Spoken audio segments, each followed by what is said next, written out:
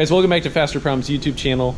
Today is a very special day. I've been waiting for this for a very long time. So guys, I wanted to share with you a very special car that took a lot of development. I put a lot of my heart and soul in this thing, and it went to a fantastic home, and the person that got the car actually made the car even better. So happy to share with you guys Max, Dara, and Xeneering. This thing is amazing. What's up, guys? It's been a long time in the making. Guys, this is my old C6 Z06. I have had so much fun with this thing. This is truly my favorite car that I've ever owned, and still one of my favorite cars that I've ever driven.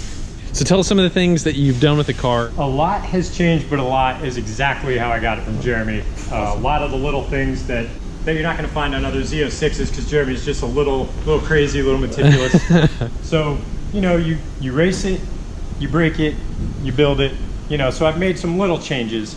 Rebuilt the top end. It's healthy heads cam. Anybody that knows Jeremy knows this was a max effort LS7 build. Twin disc, custom Fasterprom mufflers with open baffles. You can have a nice phone conversation, then you can just open them up like you got cutouts. It's awesome. We kind of heard it, and it doesn't sound at all like a normal Z06 does.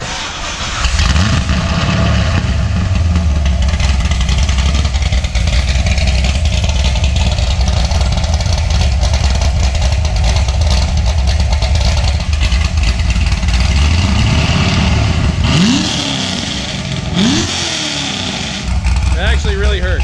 The biggest change is got to be the T56 sequential gearbox.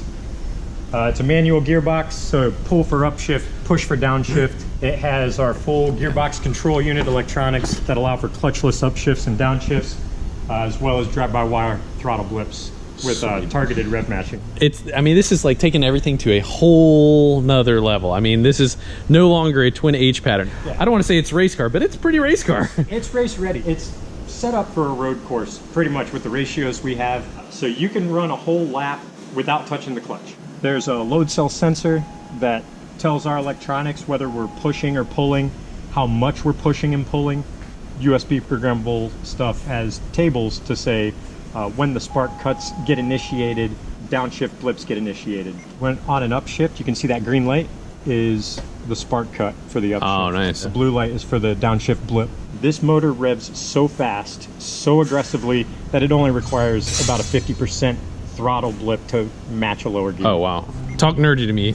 Yeah. That's really, really cool. I had no idea what throttle it would be. You know, that's kind of one of those things I would really want to know. Low rotating mass, high revving, only needs a little bit of throttle percentage to get that rev. Oh, man.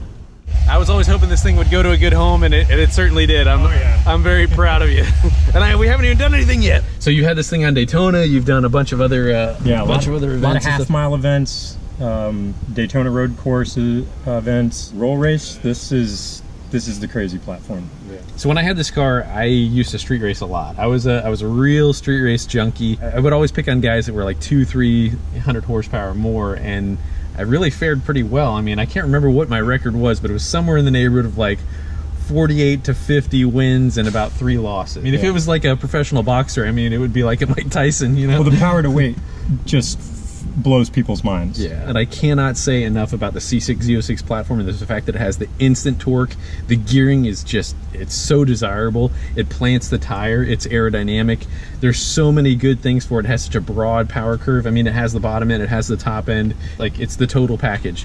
Anything you throw at it, it's well equipped. I can't wait to try this gearbox out on the street as well as on the dyno. So we're gonna dyno this thing, try and optimize it a little bit. Now, Max is an engineer, and he's got some pretty crazy knowledge in that brain there. We're gonna try and get some of that out, and we want some ideas from you guys.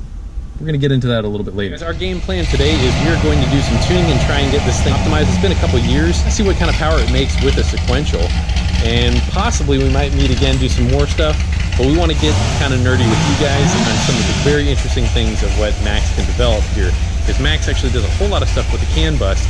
It had a nice double splitter, super aggressive look. Well, we got some back roads out in Orlando that look really flat, and they're great for going fast.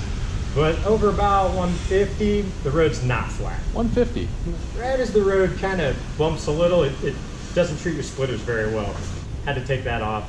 And then as we're towing around to these racing events, the ZR1 splitter didn't fare too well. But it's still in one piece, so it'll be going on soon. All right, so the interior, I actually totally forgot about the double stuffed seat. You know, I remember painting these and kind of all the extra little touches. When I sat in this car, I was like, this is unlike any other Corvette. They were like double or triple stuffed. Oh, we had the Alcantara, yeah. On everything. Yeah. E-brake handle, center console, inside the seats, even on the door rest. Oh, yeah, I forgot about that. Nice little touch. Yeah, I think I got this off of a ZR1 or something like that, and I had it wrapped in Alcantara. That was great. The thing about the Alcantara is that it helps kind of adhere you to the seat. So basically, I was kind of doing a poor man's race seat, but still with all the creature comforts. He said, like a man. So, I don't know. I didn't feel like a man. That's sick. That's violent.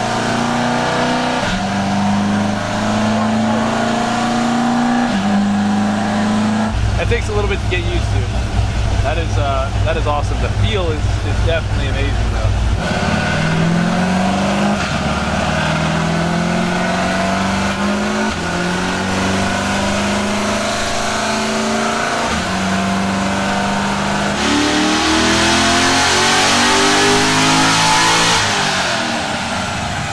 All right, guys, so that right there is our second pull. So this is our revision. We've added about 1.5 degrees of spark advance, and we leaned it a little bit more right there than just about anywhere else. So we're very, very close to where we want to be.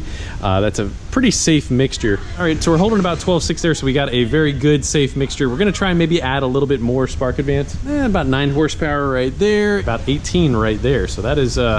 we got little bits and pieces. We're making some progress. We're getting. So this all kind of started with, I think Cooper's been having like a banana a day or something like that, and he was driving by in the Tahoe, and he like threw a banana at me, and I instantly caught it, and I threw it right back at him, and it landed on top of his roof.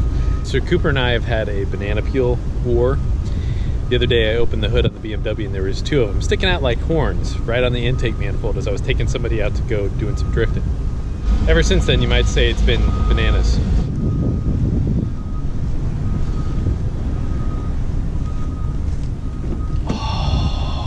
Locked. I have to settle for something up there, but all right, that's the best we can do right now. There he goes, unsuspecting Cooper. Man, we almost walked right into that one. I was wanting to like yank fast, but not hard, and it's a different. You just want a confident full pull. I don't know if you guys caught that, but he said full pull. Full pull. Let's talk about this engine real quick here. I had the heads milled about 55 thousandths. That puts this engine right about 12:1 compression ratio. And a moderate sized cam and a decent exhaust, it doesn't really run a lot of spark advance. So let's take a look at our curve. We'll kind of see what we got going on with it. All right, so we got 22 degrees down beneath peak torque. Now, as we make peak torque, which is right about 4,800 RPM, we notice that the timing curve kind of diminishes right there.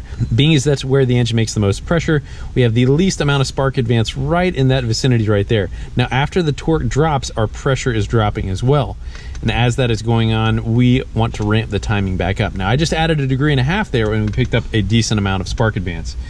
We have a very good fuel map, and there is very small gains still on the table, so we're going to try to advance that just a little bit more. That is most definitely a function of the fuel that we're running, the spark plug, the induction, the compression ratio, the exhaust, air temperature. All of those are factors. The gear that we're in helping or hurting the way that the engine is pumping air in or out, and how it's loading the engine as well. Guys, I get to see what a sequential Corvette looks like. Are you supposed to shift it like you hate it? Just like... That's what I thought at first. Solid. He's all being mean. I was trying to like rip it, but he's like, no, just a good tug. Just a nice little Yeah. How hard does it feel in there? I mean, you can tell the shifts are very quick. It's like power shifting every gear. All right, let's see what you got. There we go.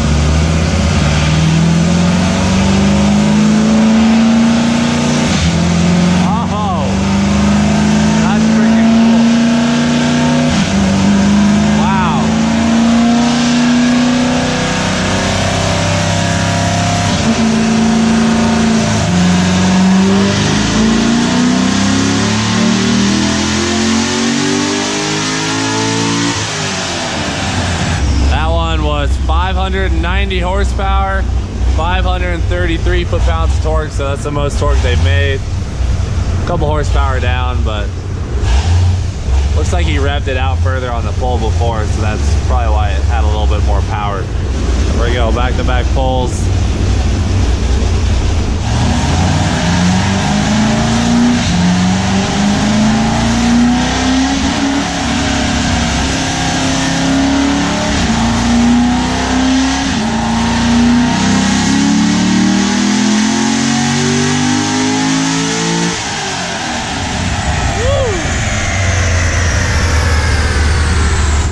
Oh, 596, 534, highest power pull and highest torque pull they've done. Look at you. Good job. And so this is Max's turn right here, and he's gonna drive it like it's supposed to be. We're gonna kind of simulate a road course type scenario. I would like to see the power in each gear, power loss, and the duration of the time for when you shift gears. So that is gonna be a very interesting piece of data.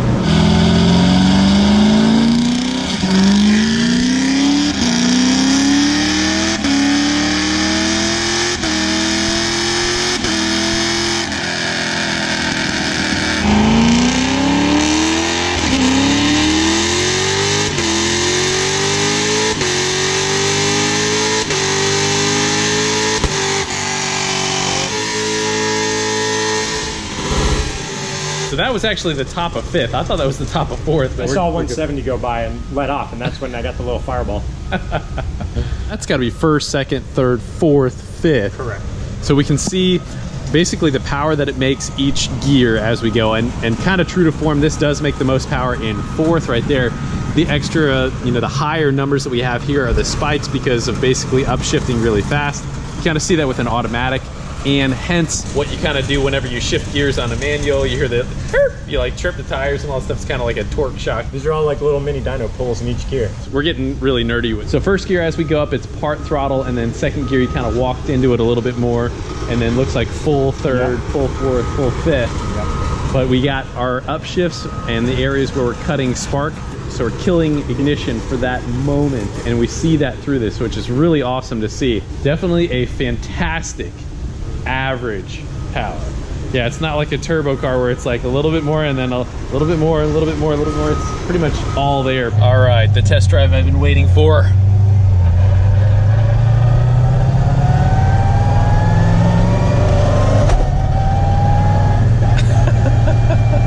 That's like the most gentle power shift ever, you know?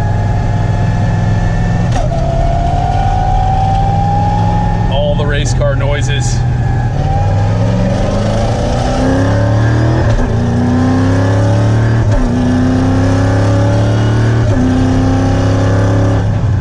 That's only like 50% throttle, Yeah. if that.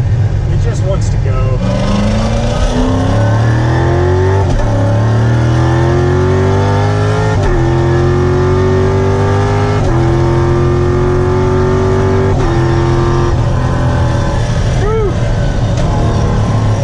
Oh, that's sick.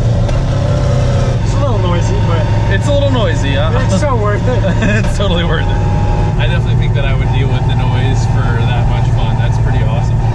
Yeah, we got the air on. Yeah, still got heated seats. We're good. It's still good. It's still good.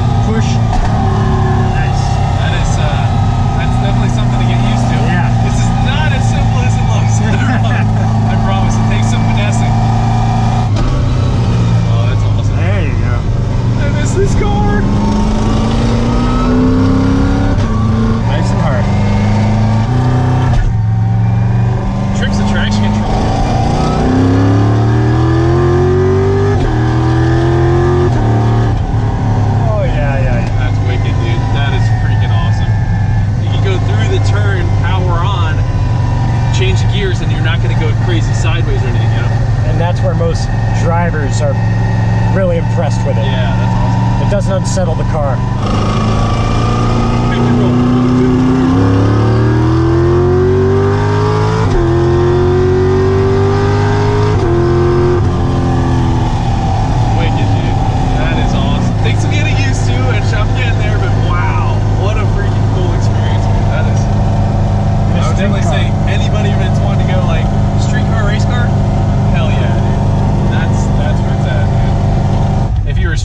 or something with this, I mean, you'd be gaining probably a half a car or a car every gear shift, because statistically, I want to say like about 0.3 is way above average. You know, like if you were shifting at 0.3 of a second, you know, you would be absolutely crushing it. But this is 1/10 of a second. Guys, this is Max from Engineering. So he's been a customer of mine for a few years back, and then he ended up buying my Z06 and then turning it into even more of a monster. You've been busy the last few years, so where you been?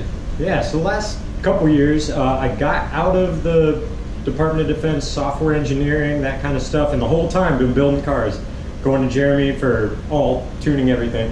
And then I got a job with Superchips, reverse engineering ECUs, control modules, getting into all kinds of CAN bus stuff. And since I like building cars and I like reverse engineering vehicles, I started making stuff on the side to help people with their crazy projects, and that's where we started Engineering. It really took off. We have a couple niche products. Our specialty is sequential transmission, gearbox controls, drive-by-wire throttle blips, and pretty much anything that doesn't exist on the market, they come to us to make it. Yeah, so you've done a lot of suspension stuff. So the magnetorological shocks, those are either failing, or so you either have a delete, so you have the sims, but also you do some tuning of the magnetorological shocks. Yeah, so that's kind of some upcoming stuff that we've been looking at, and the MagneRide bypass for all you Sierra, Escalade, Suburbans, Tahoes, that has really gone crazy. It's really surprised us, the demand for bypassing failed MagneRide shocks. So you can run any suspension from a $50 Monroe strut all the way up to a Fox coilover or a King. The bypass kit doesn't care if you're 12 inches lifted or slammed on the ground. When Max bought my car, he's had a plan for a while in order to put a sequential gearbox in there, and doing so is a completely different animal. I mean, it takes everything to a whole nother level. So you guys are just seeing exactly what he can do with a sequential gearbox. Again, there is some absolutely amazing things, and that's kind of what we're here to do now, is bounce some ideas off and wanted to see what you guys might think in order to kind of broaden some products and or things that you might be interested in that might help you out or your race team or whatever it might be. Yeah, if you've ever thought or have a whiteboard like I do of, man, I wish there was a thing that did this or did that, we can help you make that a reality. We wanted to kind of discuss some ideas and possibly if they can be addressed with CAN and or something that might be able to help you out. So Garrett was just mentioning something about steering angle versus boost. Pretty fascinating thing. So some sort of torque algorithm. On a road race car, you could put like steering angle versus active arrow, which we talked about too. Yeah. These are all things that are used in motorsport right now. I think us on the other side of the spectrum is like, it's hard for us to completely understand all the possibilities, but that's kind of what I just wanted to get this ball rolling, is that, yeah, I mean, steering angle is one thing, and then shocks are another thing, and then, you know, different buttons to do different functions. And I think on some of the BMW stuff, they basically can switch tunes just with, you know, a button on the steering wheel and so on and so forth. Aftermarket tuning boxes that take advantage of the buttons that are on the medium speed CAN. They just tap into that, and then they use that for their own functionality. One of the things that I had talked with you about previously was we were talking about doing basically like almost like a drag tune for the shocks for an OEM car, so that you could, you know, I mean, could that be feasible on, say, an 09 to 13 ZR1 or something like that? Yeah, anything that has magnetic shocks, you can change the characteristic of the shock by either pushing or pulling current. Basically, if you could do boost by gear, but OEM computer. Yeah, I don't see why you couldn't. All that information's there, except, well, all the manipulation is there. It would be a firmware, an operating system firmware change. One other thing that Max and I had spoke about was kind of having a mode selector for the S10, because we're going to be running that with an LT computer, you know, hopefully with you know, twin turbo LT power, and possibly being able to either have a rolling anti-lag and or two-step built in, but also just having different throttle maps. Why is Garrett handing over the chicken nugget sauce? I'm pretty sure these have to be refrigerated. Wow. Mustard. Hey, just hand it to me. Give me it. All right, I'm keeping this. Full You circle. guys are all in trouble. No full circle on that one. All right, here, just We have to stay up for class. Can't skip him. Right, so we're talking about the possibilities of that, like you have, you can control your different modes, so you have like winter and sport and track mode and all that. So we're thinking about some way to incorporate that in through the throttle map, but Yeah, for sure. All of the messages that you see on the dash are controlled by CAN bus. So when you rotate driver select left, right, those messages can be pulled off of the bus. They can be translated into any piece of electronics we want. We can put it into a tune map. We can put it into a two-step controller. Pretty much anything we want to do with any button in the vehicle. Yeah, so we take the selector knob right out of the C7 and stick it in whatever dash we want. We wouldn't need any interface with a wheel. Basically watch shift boxes for people that go off of clutch pedal. So as you push in the clutch pedal, we pull spark. As you let off the clutch, we reintroduce it back in. And we have all kinds of tables and algorithms that can cut it soft, you know, roll it back on nice and smooth. Because on this very same test bed, the C6Z06 that I sold Max, I knew he was going to do something with it, but I had no idea it was going to turn into what he has done with it now. And from this gearbox and all the stuff that he has designed and engineered, he's got cars all over the world in some of the top tiers of racing. Anything from Pirelli World Challenge to SCCA to NASA, and I mean, what else you got? Yeah, Formula Drift, a lot of high performers in the half mile. We have modules in cars that the customers probably don't even know they're there, but the engine builders needed them. Gotcha. I remember you were saying your box was in Von Gittin Jr.'s car that he drifted on Nürburgring. I mean, that's correct. That's a pretty cool feather in your cap right there, man. So that's freaking awesome. It's absolutely crazy that a lot of this has sprouted from the development on the car that I sold Max. So that's cool, dude. Thank you so much. This has been a hell of a day. Just yeah, it was a cool reunion for the car, reunion for you and I. Yep. Check out his Instagram. It's Exoneering. But he's a pretty busy guy. He's developing new parts. Thank you guys so much for all the support of what you've given. Please check out our store. It really does help support us and be able to give you guys some awesome information. God bless you guys. Thanks for watching. See you later.